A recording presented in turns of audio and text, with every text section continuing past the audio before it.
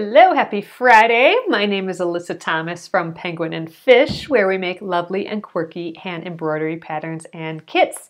And I am here every weeknight at 8:30 p.m. Central Time here on Facebook Live.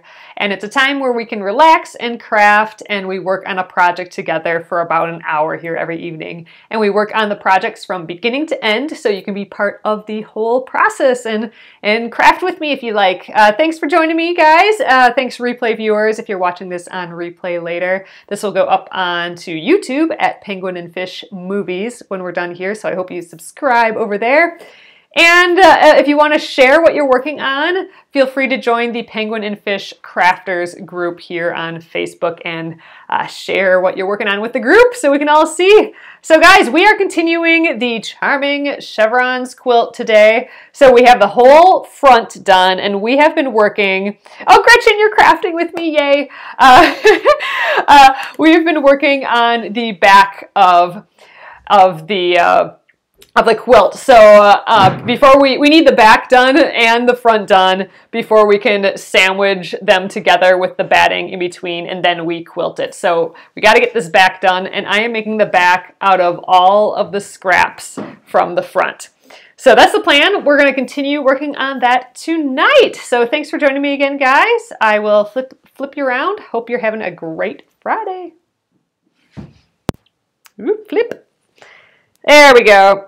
So we are going to continue where we left off last night. So here we go. We have almost the whole top done, the whole upper part of the top done.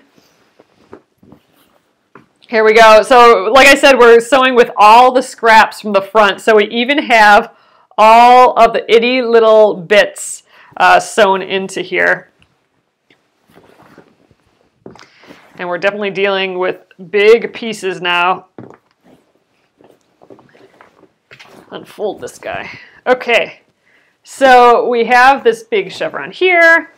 All we need to do to finish up the quilt at the top, like the upper part of the back of the quilt, is we have this little piece to sew on. And what this is just one tiny little chevron, so it kind of floats above all the other chevrons. So this piece goes across the entire top here. So we just finished, we were just able to sew our two side pieces together to make that row at the top. And now, starting tonight, we will just pin these together with our Wonder Clips and sew this little guy onto it. So we'll have one little floaty chevron at the top of the back of the quilt here. So I'm going to shush. This is the lower part of the quilt. We haven't done anything here yet. I'm going to just shush this off to the side because yesterday when I was sewing, a pile of it fell on the floor, and we need to keep these in order because it's like the only thing that we...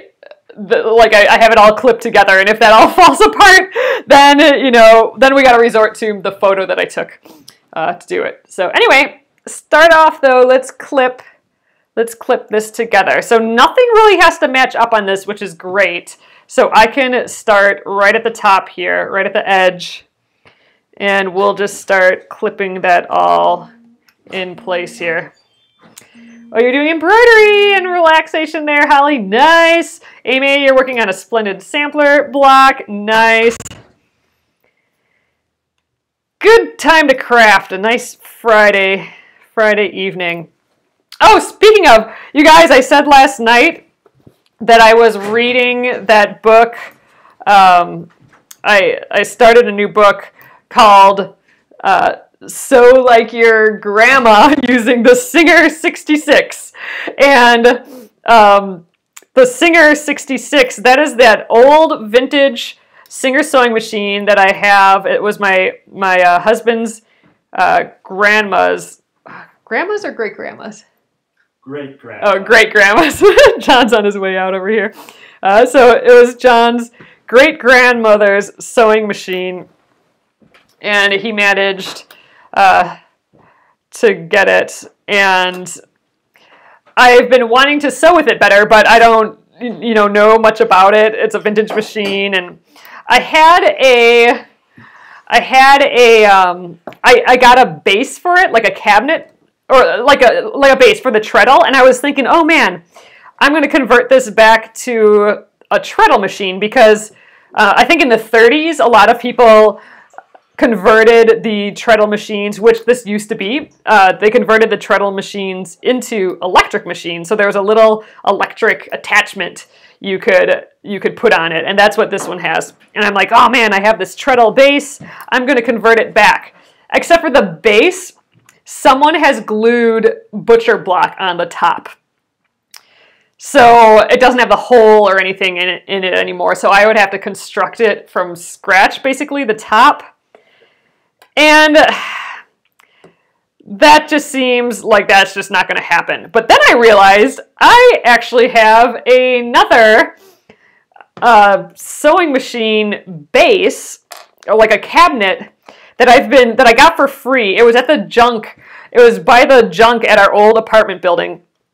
And we snagged it, and I've been using it for the table. But I realized, I opened it up and I'm like, oh man, you know what? I think the old machine will fit in here. And so now I think I'm going to just give up the idea of turning it back into a treadle. And I'm going to instead just put it into this new machine. So, or this new cabinet. So I think that's my new plan. So I have a plan to clean this cabinet up and getting it looking nice again. But anyway, here's the book. So Like Your Grandma, Using the Singer 66 by Michelle Foster, and I'm pretty well through it, but it's helping me just figure out how to clean it up, and what the bobbin case looks like and how to take it apart so I can clean and oil it. So far it's been good, and it's got that it's got it on my brain now.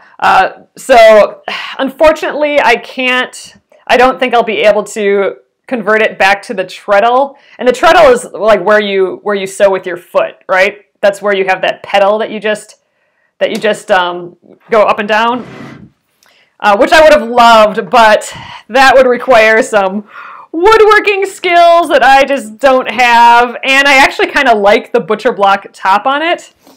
But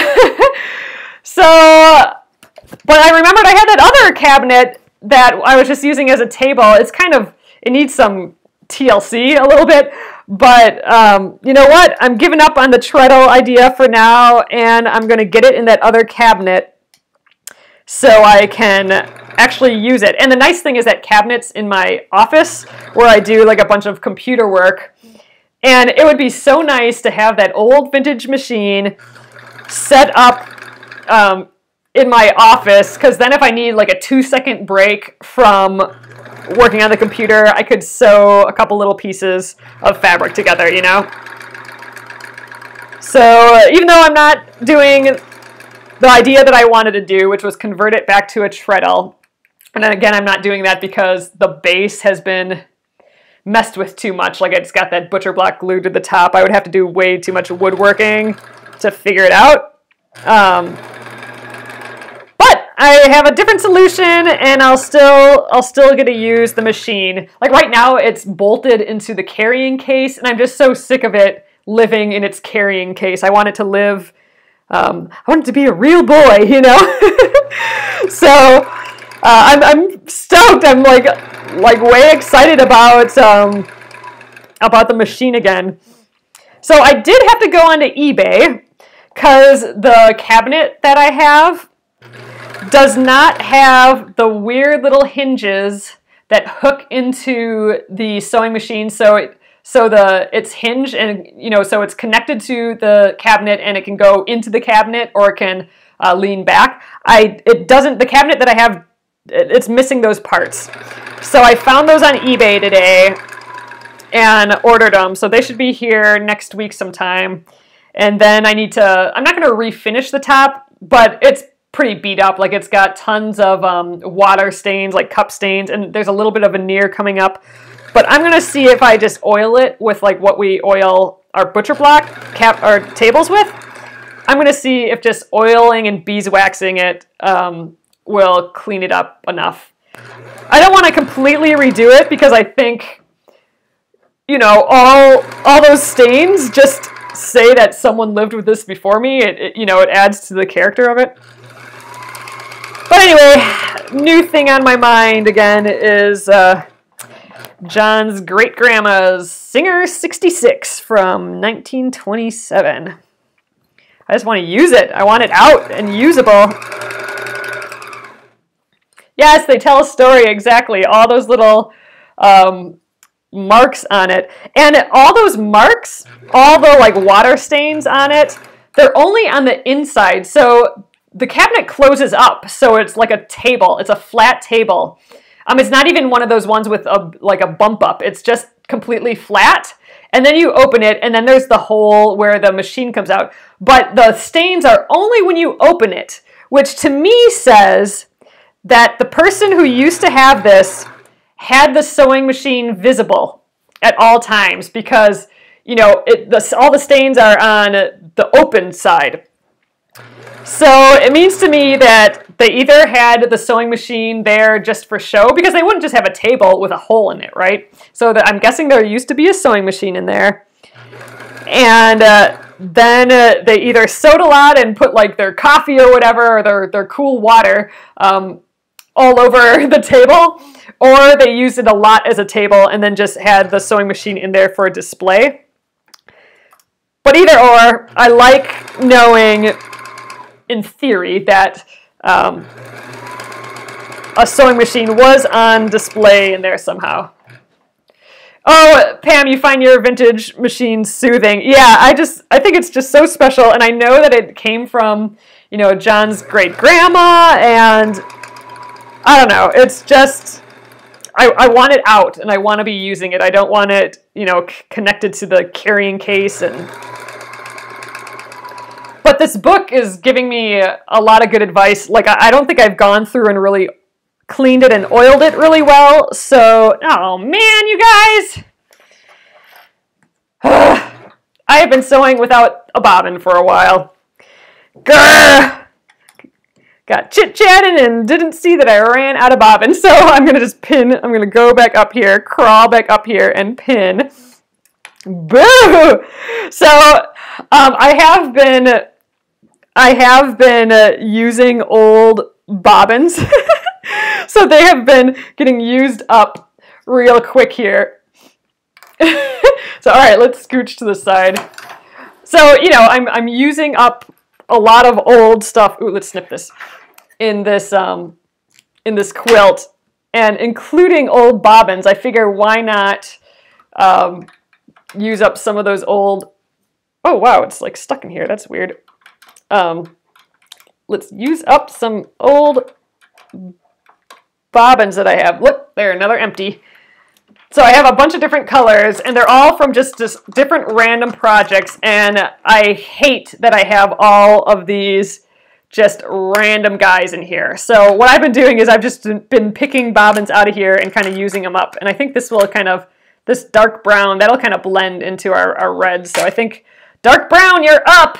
You are next in line. But I have been emptying out a bunch of them, so I feel good about that. Once we are working on the free motion quilting, I do have this whole thing of red. So I'm going to just fill up tons of bobbins with this red. And I think I have another little red here and there. And then I'll be more picky about color. Right, but right now, just sewing these seams together, I'm just trying to use up, here we go. Like, where did it go? I'm just trying to use up some old bobbins, because when else am I going to use these, right? I'm going to just get lucky that I want to use that color. Oh, you were just all fascinated by the conversation about the old machine and didn't notice that I ran out of bobbin like 4 feet ago. Do you need to put the needle up? Oh, the needle was up. There we go. Grab that bobbin thread through there. Close her up. One thing about the old Singer 66, the bobbin case is not on the side here. It's one of the top loading cases, and I'm not as used to that. I know that's how a lot of modern machines are too. They have the top loading bobbin, but again, that's a little foreign to me, so I'm gonna have to get used to that. All right, let's pick this back up.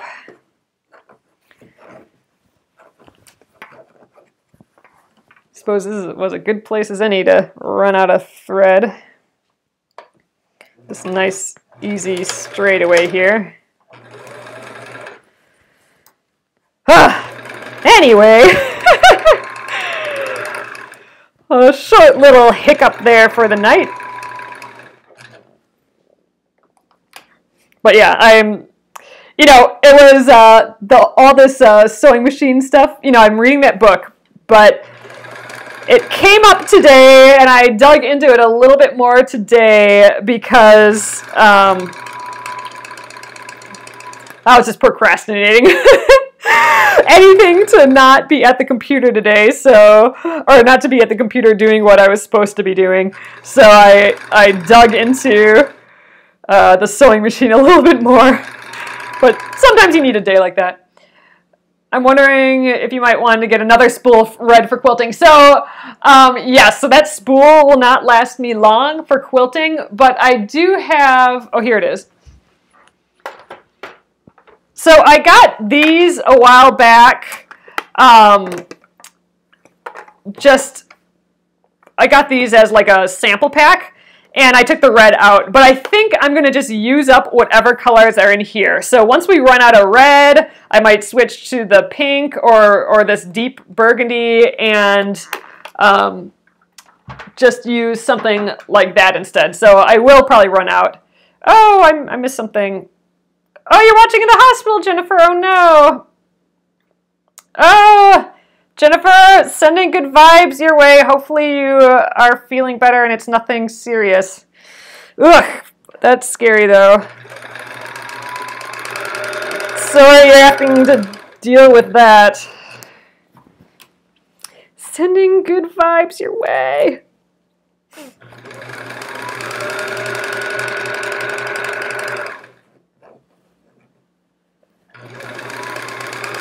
Well, hopefully some sewing can take your mind off things for a little bit.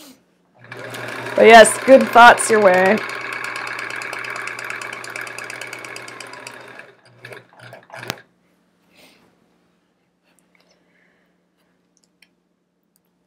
All right, but if any of you guys, I know some of you have vintage machines, I'll keep you updated. I'll take a, maybe I'll show more of the, I'll show the cabinet that I'm planning on putting it in over on Instagram, or I'll take a photo of it and post it here too. But man, the top is really needs some work. But anyway, if you have any vintage machine advice, let me know. All right, we are at the end here.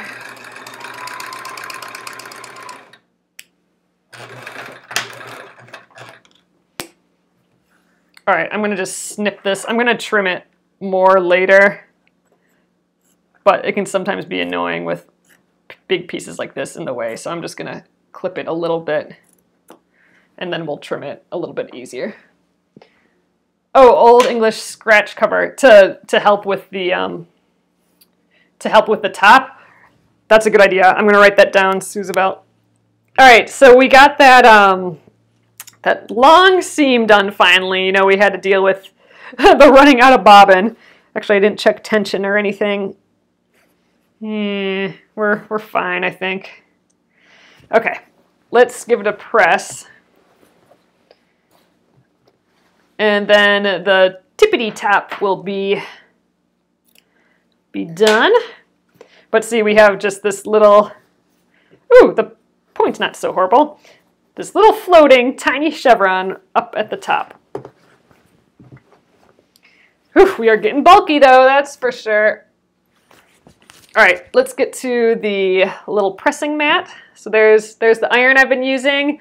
That's my friend's iron. I'm getting one just like it though, and it is in theory in the mail. So I'm hoping it's on its way here.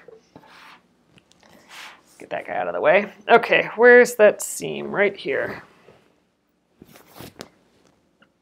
So I'm going to just hit that seam with some heat just to set it. It helps just, I think, the thread to kind of sink into the fabric a little bit. go up the whole length of this guy.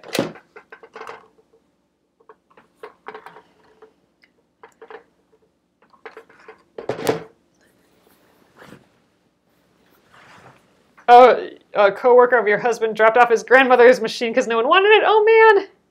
It's a Martha Washington cabinet. Needs a little bit of love and still be like new. Oh, Pam, that's so cool.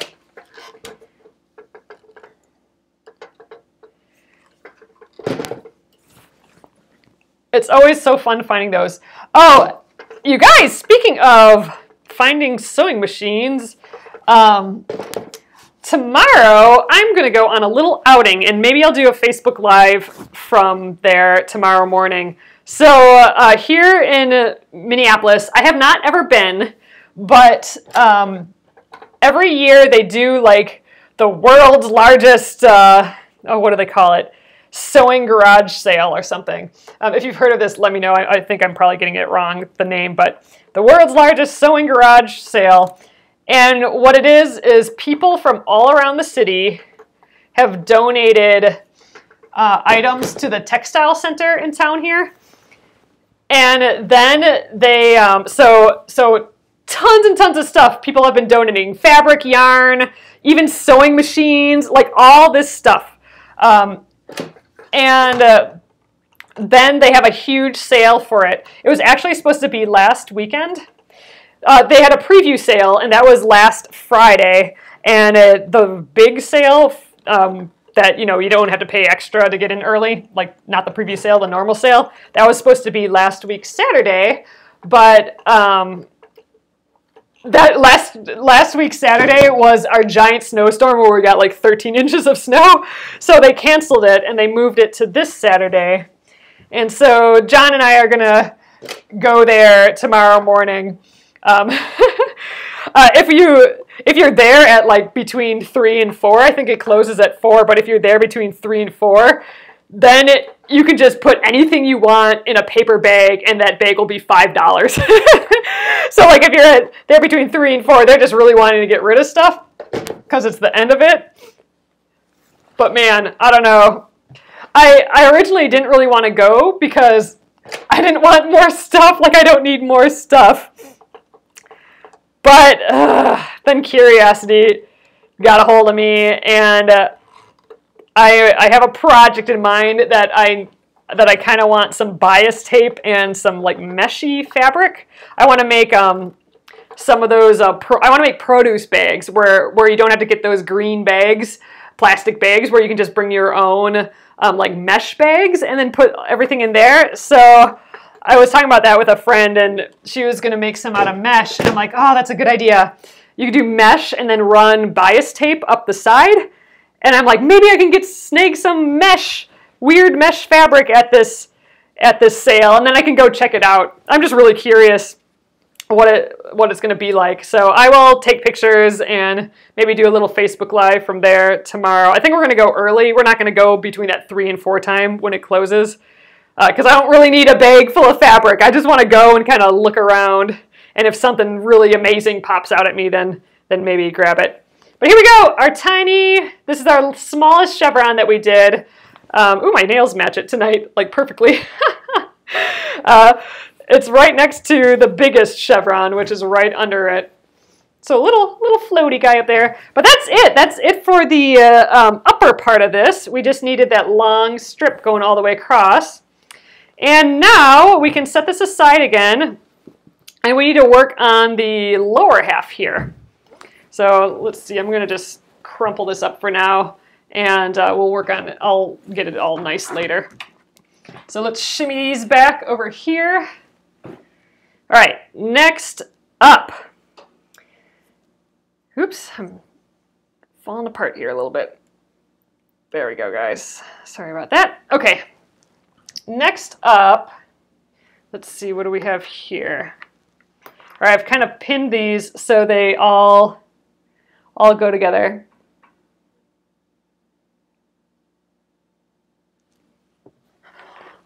And all right, so I believe it's this big chunk. From what I can tell here, it's this big chunk, but first we have to sew this chevron to this little chunk over here. And let's just check my phone. I did take photos of this, and now is like the perfect time to check to see where we're at. Okay, so yeah, here's where we laid it out on the ground. Now we're working on this little section here. So it's this piece next to this piece first, then we sew this big chunk next to it, and then it looks like we have, you know, this piece with a chunk sewn onto it, and then those two can go together. So that looks like next up. Looks just right. I think we got it here. So first up, let's unclip these. All right, I'm going to keep this upright though, because I want to remember, you know what? Just as an added reminder, I'm going to put a little wonder clip right on this edge, because I want to remember that this is the edge I want to sew, not that I accidentally like rotate it and then, you know, sew on the wrong edge or something. So, all right, let's do this. Unclip that. Fold these sides together. So clearly this is not a nice straight edge. And we'll have to trim at the top and the bottom. But we can do that. So, all right, let's go right there. You like this little chevron? Oh, my camera keeps slipping, so hopefully we're okay. A little roller coastery tonight. Okay, let's just sew down the edge. That's all there is to it.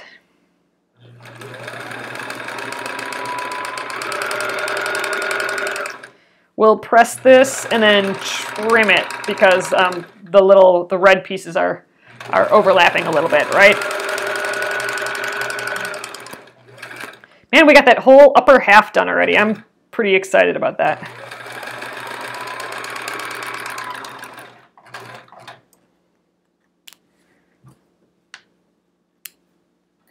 All right, to the ironing board.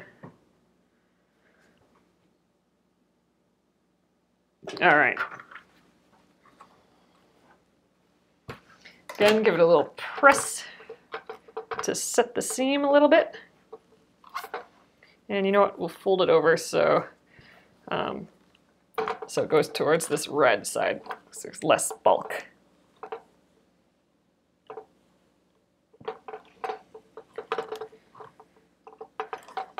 We'll give it the square this little press too. It's kind of wrinkly.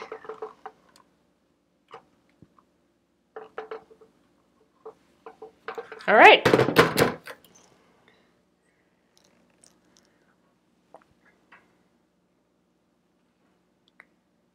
All right, sorry guys, I gotta try and fix this.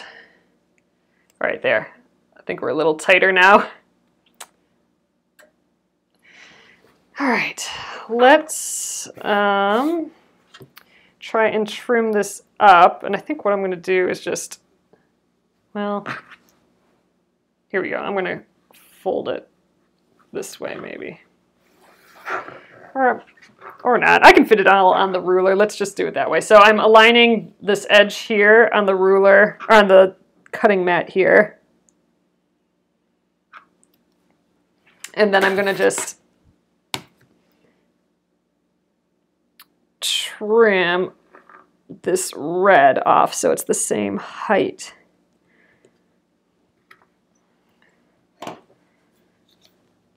We'll do that to the bottom as well. All right, one little piece off. Next up, we're going to do the same thing on this side. So again, I'm just kind of aligning this with a straight edge. Yeah, and then we'll trim that side off.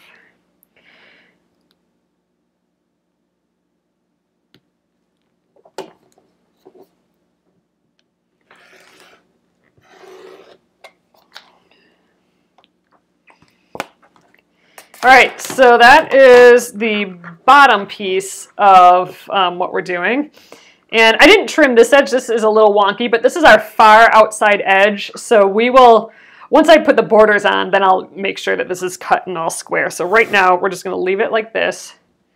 Now, we got to get this guy. Remember the little red clip. Good, and it's long enough. I was a little worried it wouldn't be long enough. We're going to sew this along this edge. And you know what? I think I might, since this is pretty raggedy, you know, remember I cut this with a scissors. So this one's pretty raggedy. I'm going to just give it a little straight edge on that edge that we'll be sewing. So I just kind of folded it in half. I'm running the fold on one of these lines. It's probably a little better way to do this, but this will do the job. And I don't want to cut off much because I don't want to run into the issue that we had yesterday where I didn't have enough of one fabric and we had to sew another piece of fabric onto it, which, you know, wasn't a big deal. But I want to just keep as much edge as I can on here. Just cleaning it up. There we go.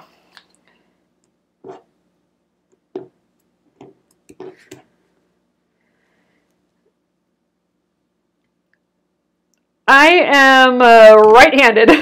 Right-handed, Patricia.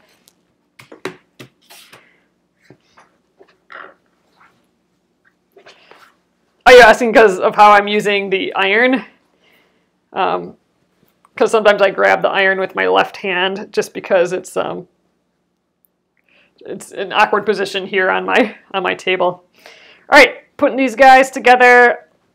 Let's sew this edge down. I'm actually going to flip it this way so I can see this more detailed piece on top. And again, I'm going to pin just because we're dealing with big floppy pieces now. I like the little pieces where I don't have to pin as much or wonder clip as much. It's just one of those extra steps, you know. I hate extra steps. I like getting to the good stuff right away. Yeah, this chevron is actually the leftover chevron from the front. So this is the same size and basically construction as all of the front chevrons. We just had enough for one extra, and we threw it here on the back. Okay. Oh, the dentist you went to on Wednesday was left-handed and it felt strange. Oh, that's funny. Nope, I am right-handed. Okay. Whoops. Stiletto down. There, this guy fell on the floor.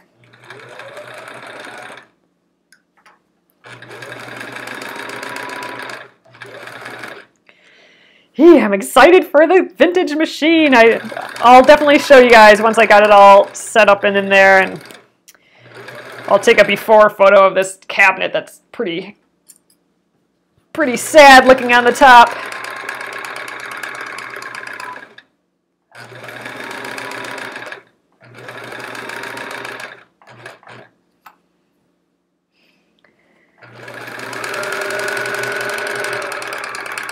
But that's what I thought about all day instead of the actual work that I had to get done. It was a hard concentration day today, that's for sure. I think it's because it was close to the weekend. My brain started dying early today.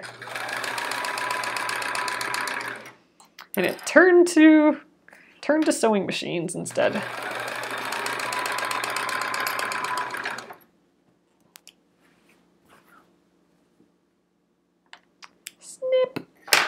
All right, let's press this and get it going. Oh, Glennis.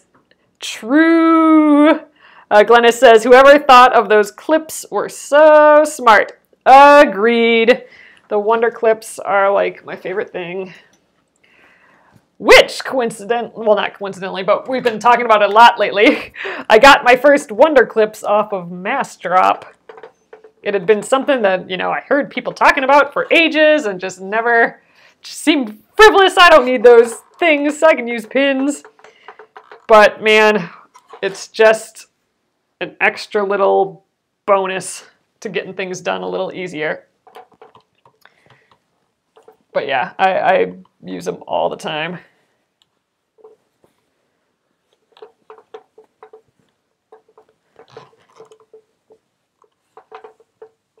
All right, one more little bit up here. Then we got this segment done. Awesome, we can move on here. Oh wait, we got to trim it yet. So I got to, I didn't really press it. Maybe I'll press it yet because I think now we got to match up the edges here. So it'll be better to have a nice flat piece. Because we may have too much here. And we may have to trim it. Like last night where we had to measure the two pieces to make sure they were equal. We're going to have to do that with this piece once we sew it to the next piece. But we got to make that piece first. Just a little prep.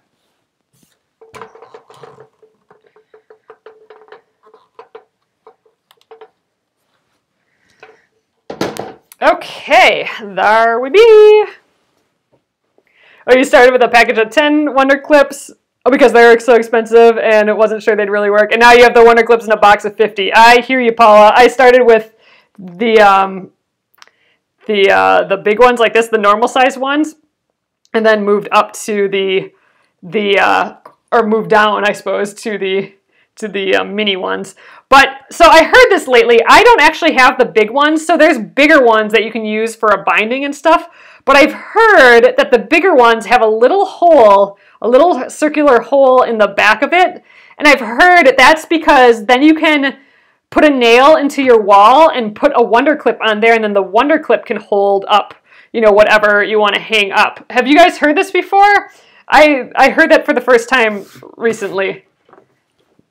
And I thought that was pretty dang special bonus. Okay, let's grab this next piece. So, okay, I think all we have to do for here is sew this piece to here, although I think it may go this way. Let's double check the picture again. Because I thought I remember this hefty piece going at the bottom. Oh, yep, good thing I checked. So this chevron goes, it's like an upside down chevron. So, okay, good, glad I checked that. I'm not sure, Paula. All right, so this edge matches to this edge, and it does look like this could use a little trim. It's a pretty rough edge here, so I'm going to just fold this in half. Kind of even out this edge a little bit.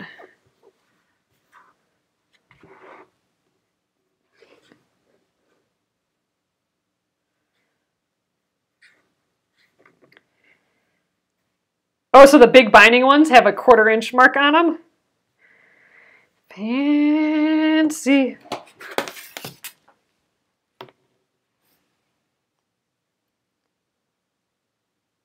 All right, one nice straight edge. A little frizzle off the bottom. Okay, now let's clip these together again. Oh, the regular big ones. So these ones have the 1/4 inch. Yeah, they have some markings on the bottom. I'm not, do they measure a 1/4 inch? Now I gotta find out. For some reason I thought that it was a little off. Yeah, so the second one in is a 1/4 inch. Maybe it's like metric and not metric. So yeah, that one is a 1/4 inch. So that's nice. So you can see that there's a few lines on there. The second one in. So this one right here, that one is a 1/4 inch. Okay, we're clipping this. All right, that's my straight edge. There we go. You know what? I'm going to flip it around though so I can see the points on here. Oh, 3/8. Is that what that other measurement is? That's bigger than a 1/4 inch. Okay, here we go. Clip.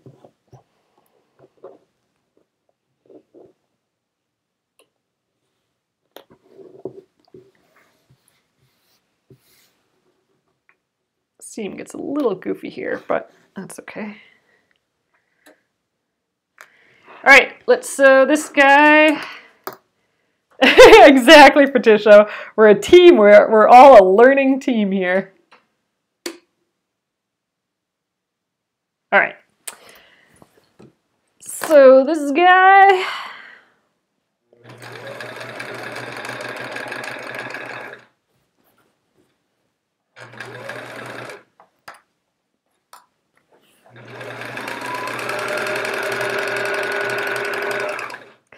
A 3/8 seam allowance, that's used more typically for clothing design, isn't it?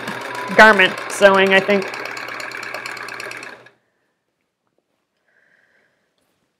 I might be wrong on that.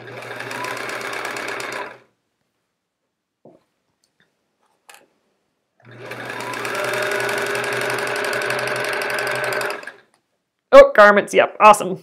Thanks, Paula. For some reason, that seemed like a thing that was in my head, but I wasn't sure when it came out of my mouth.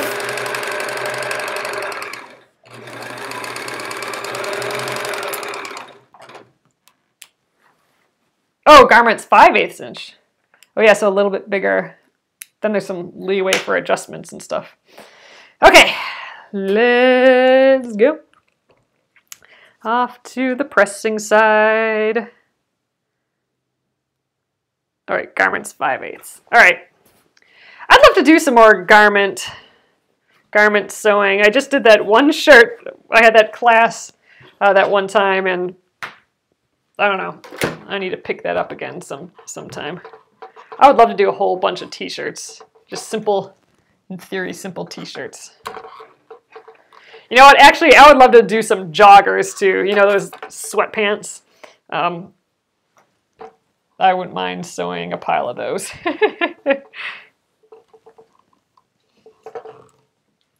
I would just need a nice knit fabric.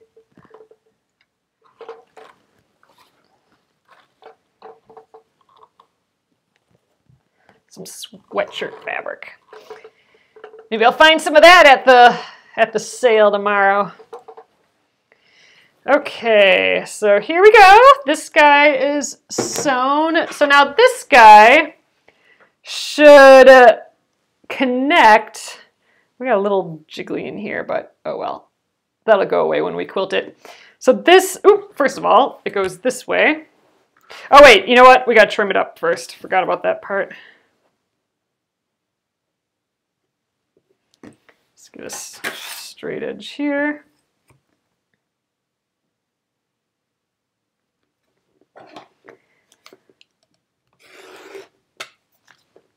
And the other side.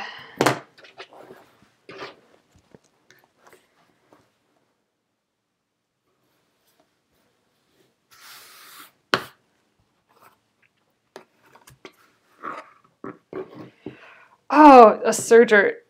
You know what? I have an old serger that we had, I think we got growing up kind of, but it's been broken and I don't know how to fix it. And my sewing machine guy never used to do sergers, but I asked last time and he said that he does do sergers now, so I was going to bring that in. My seams will lay better if I cut those dog ears. Oh, these little guys? Yeah, we can cut these off. All right, then let's see. Oh, this goes this way again though. I keep forgetting this is that upside down one. And this should connect to this guy, like this. And I think how we had this is I wanted, that can't be how we had it. Oh yeah, there we go. I wanted this seam right here, this seam to match up with Was it here? Doesn't seem right. Oh, I think here. So I wanted this to be like one long line, and I'm going to double check my thing. So we'll ultimately cut off a little bit at the bottom here, but I think I have enough all the way up at the top. Yeah, I'm pretty sure this was my intention, but let's double check again, because I kind of liked it all leading into one another. Yeah, so there we go. So I had that line just going zoop straight up. So when we put these together, I want to match up that seam, and then we'll have a little extra on the bottom here and a little extra on the top there, and then we'll trim both of those edges off. Yeah, and then we'll have the lower left quadrant done tonight. Haha. I'm excited about that. Move this guy again out of the way. All right, so the seams. This is the seam. Yeah. Okay. So we're gonna start off. Yeah, I'm happy we took that pick too, Gretchen. That ended up being pretty necessary. All right, I'm gonna just nest these seams together here. This is the one that I want to match, this seam. Everything else can just fall where it may, but that's the seam I want. So that's where we're going to start, get that attached, and now I'll go down the rest of it and pin some more. I probably don't need a clip here, but we'll do it anyway. All right, lay that out of my way, ruler. I like how slippery this extension table is.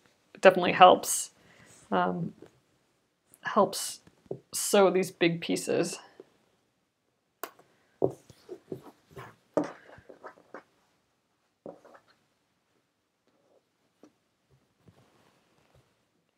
Yeah, that pick was definitely a necessary thing, so I'm really happy that you guys reminded me to take that photo too. Helpful.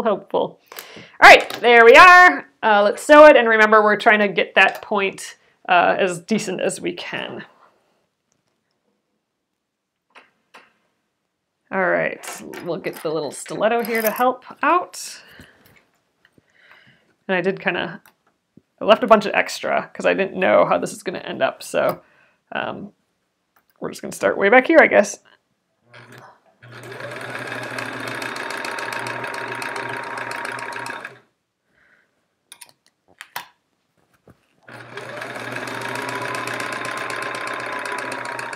Okay, so here's that seam that I want to match up. So I'm just going to put my stiletto there to kind of hold it like it's a pin. There we go. All right, now it's just going down the rest of the edge.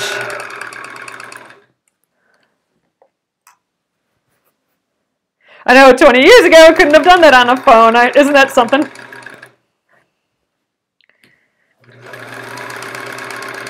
I mean, I just think of like the babies that are born now and stuff, and they're, you know, swiping on the iPads and knowing exactly how to make that work and everything.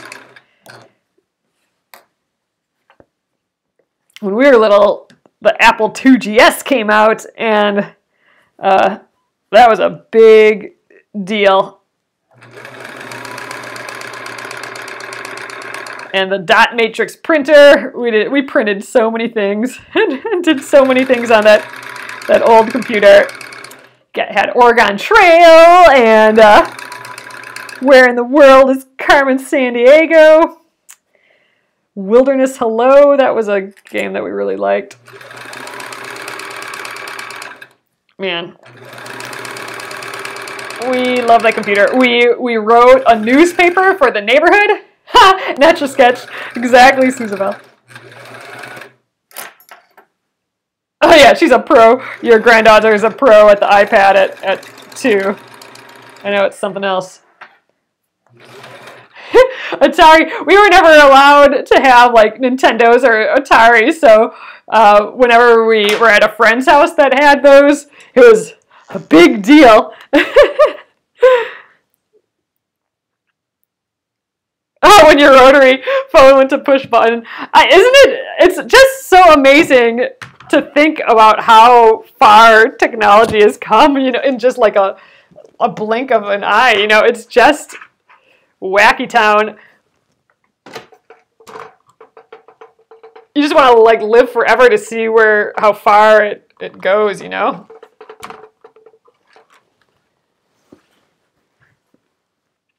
Yeah, my grandma and grandpa's house had a party line.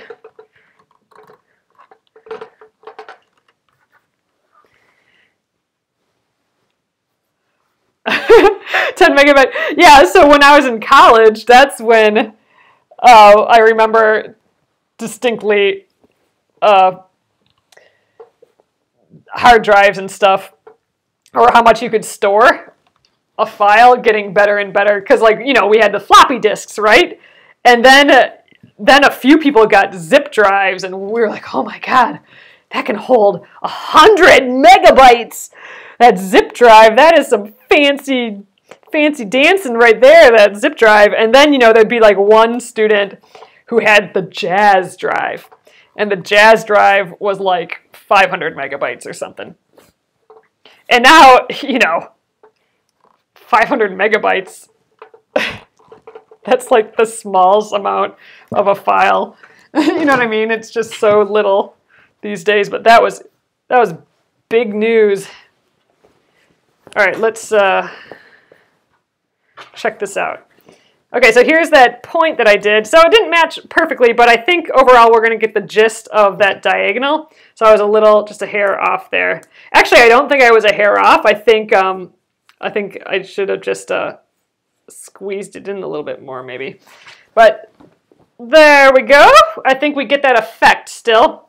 So let's just trim this and see what we got here.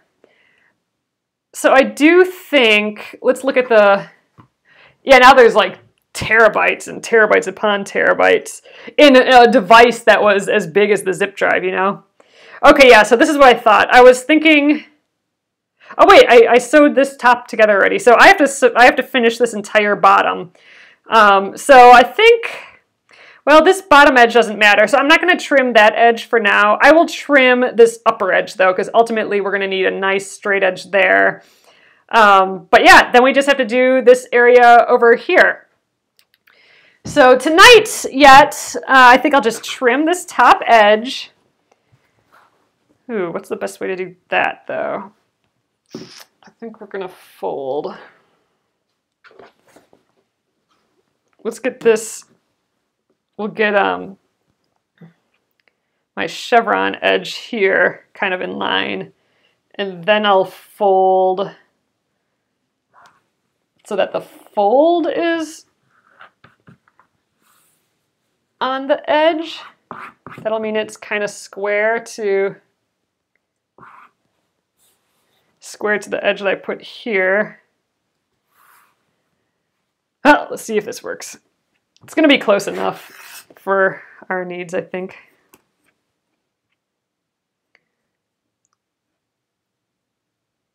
There we go. We'll just nip this off the top here.